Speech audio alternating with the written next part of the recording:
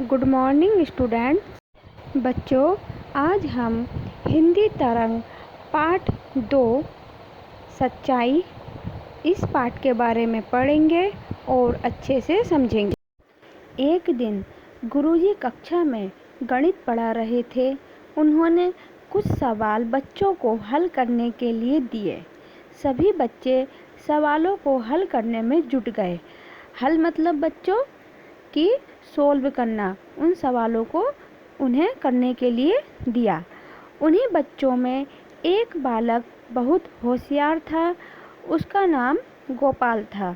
उसने बहुत ही थोड़े समय में सभी सवालों को हल कर लिया और खड़े होकर बोला, गुरुजी, मैंने सभी सवाल हल कर लिए हैं। बच्चों, जो सवाल गुरुजी ने करने के लिए दिए थे, गुरुजी मतलब टीचर, उन्होंने जो करने के लिए दिए थे सवाल, उस बच्चे ने, गोपाल ने, उन सवालों को बहुत जल्दी सोल्व कर लिया था, हल कर लिया। जब गुरुजी ने गोपाल की पुस्तिका जांची, पुस्तिका मतलब कॉपी, जांची मतलब चेक की, तो वे चकित रह गए। चकित मतलब हैरान। वो हैरान रह गए कि उसके सभी सवाल सही थे। यह देखकर गुरुजी बहुत खुश हुए। उन्होंने गोपाल की पीठ थपथपाते हुए उसकी बहुत प्रशंसा की। बच्चों, जब टीचर ने, गुरुजी ने उनके सवालों को चेक किया तो उन्होंने देखा कि भाई सारे सवाल सही हैं। तो उन्होंने उस बच्चे गोपाल की पीठ पर हाथ थपथपाते हुए कहा कि बहुत अच्छा, और उनकी बहुत ज़्यादा तारीफ की। फिर उन्होंने सभी बच्चों को कुछ सवाल घर से हल करके लाने के लिए दिए और बोले, बच्चों, यह आज का गृह कार्य है। गृह कार्य मतलब होमवर्क। यह आपका गृह कार्य है। इन सवालों को तुम्हें स्वयं हल करना है। स्वयं मतलब बच्चों खुद से। जो मैंने आपको सवाल दिए हैं, ये आपको घर से खुद करके लाने हैं। यह सुनकर सभी बच्चे खुशी खुशी घर चले गए। बच्चों, गुरुजी ने उन्हें कुछ सवाल, सभी बच्चों को जो है कुछ सवाल घर से करके लाने के लिए दिए कि ये जो घर सवाल हैं बच्चों, आप लोगों को घर से करके लाने हैं। उन्हें होमवर्क दिया।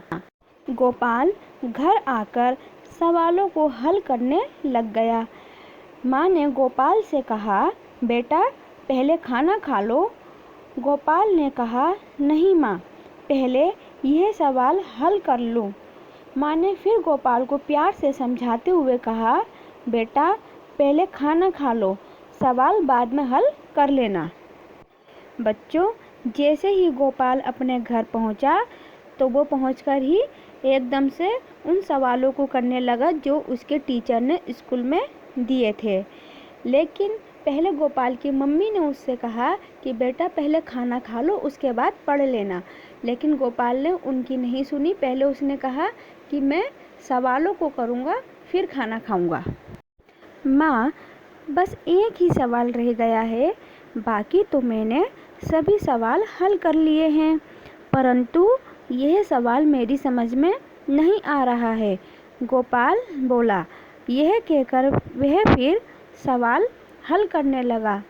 बच्चों, गोपाल ने अपनी मम्मी से कहा कि माँ, मैं अभी खाना खा लूँगा, बस सभी सवाल हो गए हैं, लेकिन एक सवाल है जो अभी हल नहीं हुआ क्योंकि वो सवाल मुझे समझ में नहीं आ रहा है।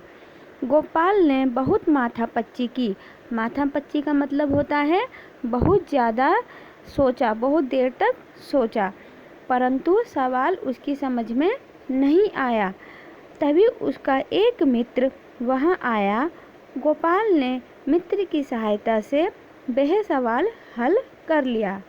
बच्चों, तभी जब गोपाल अपने सवाल कर रहा था, अपना होमवर्क कर रहा था, तब उसका दोस्त उसके पास आया और उसने अपने दोस्त की मदद से वो सवाल हल कर लिया। अगले दिन जब गुरुजी ने सभी बच्चों की पुस्तिकाएं जांची, पुस्तिकाएं का मतलब होता है बच्चों कॉपी। जब टीचर ने अगले दिन स्कूल में सभी बच्चों की कॉपी को चेक किया तो केवल गोपाल के ही सभी उत्तर सही थे। उन्होंने गोपाल को शाबाशी देते हुए कहा, बेटा गोपाल, मुझे तुम पर गर्व है। पूरी कक्षा में केवल तुम्हारे जवाब ही सही हैं।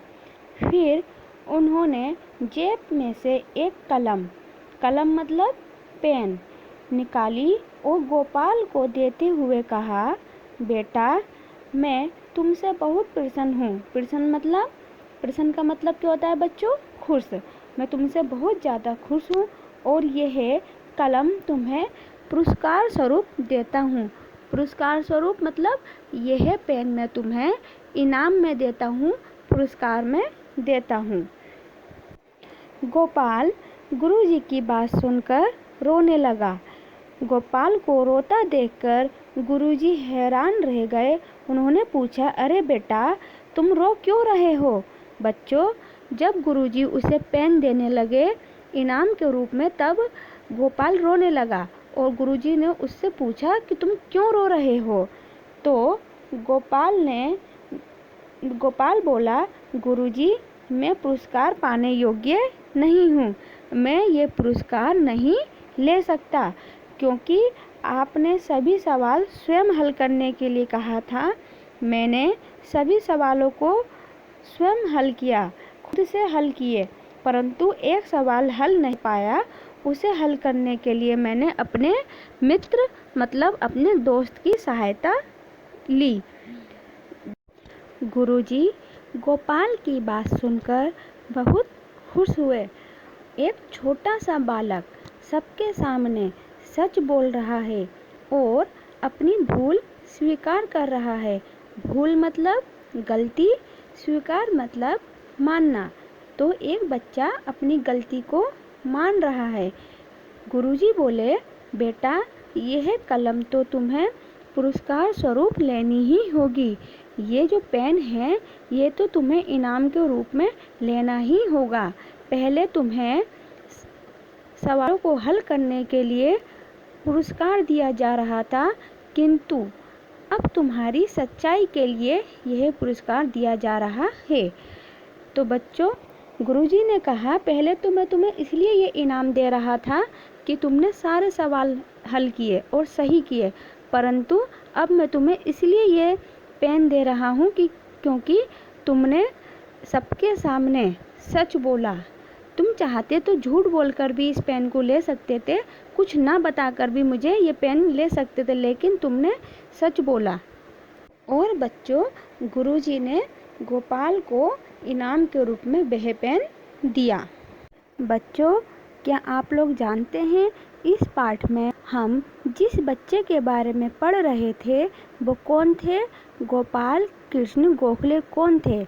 गोपाल कृष्ण गोखले भारतीय राष्ट्रीय कांग्रेस के एक बहुत बड़े और बहुत ज़्यादा फेमस नेता थे। इनका जन्म 9 मई 1866 1866 में हुआ था और इनकी मृत्यु 19 फरवरी 1915 को हुई थी। इन्होंने सर्वेंट ऑफ इंडिया सोसाइटी की स्थापना की। 1905 में महाराष्ट्र के पुणे में उन्होंने सर्वेंट ऑफ इंडिया सोसाइटी की स्थापना की। इस सोसाइटी की स्थापना करने का उद्देश्य ये था कि जितने भी भारत के नौजवान हैं उन सबको शिक्षित किया जा सके, एजुकेटेड किया जा सके, जिससे कि वो देश की सेवा कर सकें। बच्चों, गोपाल कृष्ण गोखले को ग्लैडस्टोन कहा जाता था और महान नेता महात्मा गांधी और जिन्ना ये इनके पॉलिटिकल गुरु थे। गोपाल कृष्ण गोखले गांधी जी और जिन्ना के पॉलिटिकल गुरु थे। तो बच्चों, हमने इस पाठ में गोपाल सिंह गोखले जी के बारे में पढ़ा है और समझा है। आई होप आप लोगों को अच्छे से समझ में आया होगा। Okay, take care, good bye.